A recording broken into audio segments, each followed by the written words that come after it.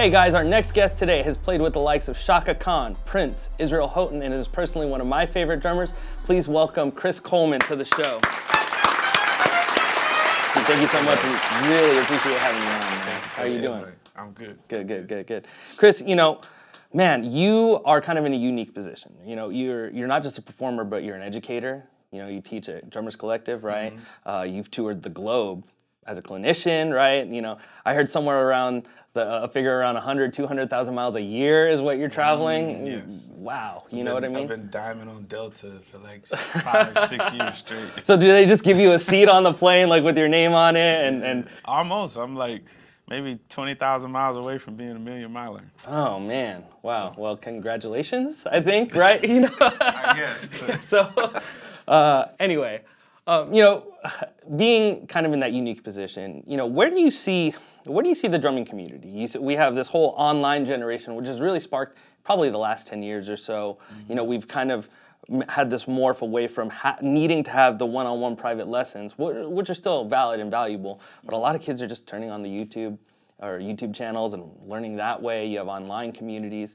Where do you see the drumming community as a whole? That's a broad spectrum, but kind of what's your perspective on that? Anything for me that I've learned, I'm 37 now, I've learned that balance is more important than anything, I love to give private lessons one-on-one, and I like to really work with a student so that I can monitor the growth, and we can work together. I like to be interactive. It's something about being there, hearing it, and feeling it. Am I saying that I don't like online? No, I have much respect for online lessons because technology is inevitable. Right. You know what I'm saying? So I'm really excited about the things that are coming and have yet to be revealed concerning online. I'm going to get involved with it. I've just been patient about what works for me and how I like to do it. So I'm really, really excited about the future of online. And I'm always gonna be, one-on-one. That's how I got it. I'm kind of I'm very simple as far as like, dude, just sit down and play. Just get it. Just practice. Just work hard. Right. Be consistent. I don't really have, a bunch of gimmicks and So,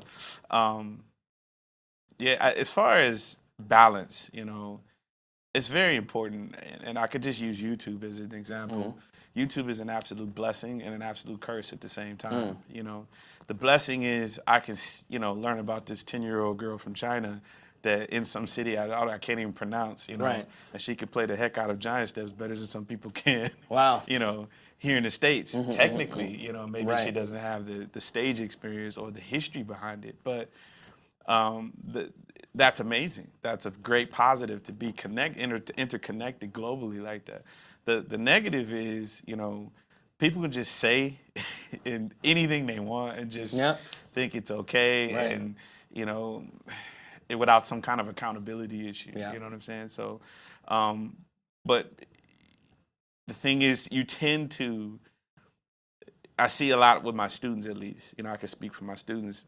We tend to go for the things that we like, as opposed to the things that will really help us where we're lacking. That's right. We're all lacking in some area, even myself. So, but we tend to just go to those. It's like the candy.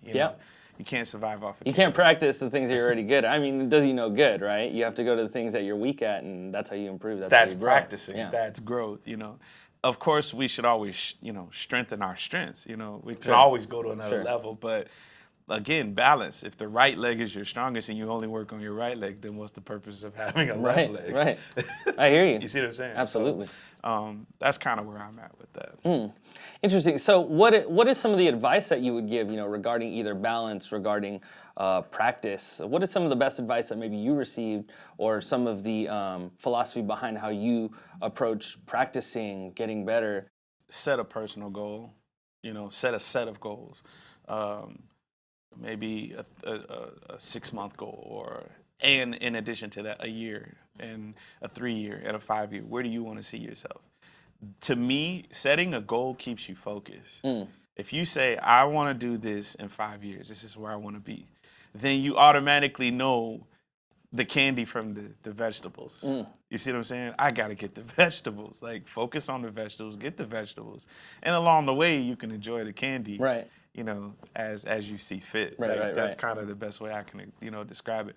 Setting goals is like vital for your survival. I mean, if you're just, you know, I'm just going with the flow, it's like, I mean, is that flow your destiny? Right. You know what I'm saying? Like, so you have to really, you have to set goals, and, you know, life happens. Sometimes you have setbacks. I know I've had quite a few, you know, but at the end of the day, I gotta be grateful for them. Even if I'm not right now, I will be. I know I will be, because I'm grateful for the ones that I've overcome in the past. Right. That at the time, you know, I wanted to curse the world, you know, Right. you know, and everybody in it. But I'm a better man for it today, you know, and it's helped me even musically.